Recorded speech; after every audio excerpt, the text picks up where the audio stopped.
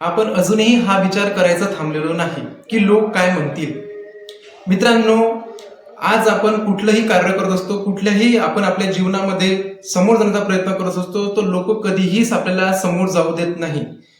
लोक आपले वेगवेगळे ओपिनियन देतात, पण एक लक्षात ठेवा, आयुष्य आपलं आहे. आपल्याला आपल्या जीवनामध्ये समोर जायचं असतं, तर लोकांचे जर आपण ओपिनियन बघत गेलो तर कधीच समोर जाणार नाही.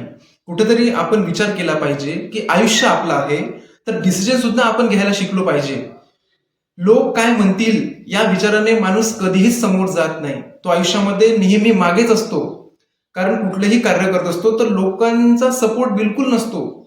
फार कमी लोक असतात की ज्या दुसऱ्यांच्या भावना, दुसऱ्यांच्या विचारांना समजून घेतात आणि प्रेरित करतात. पण बहुतांश लोक आज समाजामध्ये असा विचार करतात की एखादा व्यक्ती जर समोर जात असेल तर त्याला मागं कसं खेचायचं हाच विचार करत असते. म्हणून लोक काय म्हणतील हा विचार न करता आपण आपल्या जीवनामध्ये त्या एका योग्य दिशेनं समोर जायचं आणि सक्सेस मिळवायचं.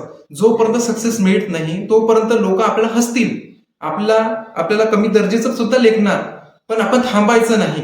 कारण ज्या दिवशी आपण आपल्या सक्सेसवर पोहोचणार, आपल्याला यश मिळणार, यश प्राप्ती भेटणार, तेव्हा तेच लोक आपल्यासाठी टाळ्या सुद्धा वाजवणार. म्हणून जीवनामध्ये कधीही खचून जायचं नाही, कधी निराश व्हायचं नाही. आपल्या आयुष्यामध्ये असं समोर जात राहायचं. कारण जीवनामध्ये प्रत्येकाची वेळ येत असते.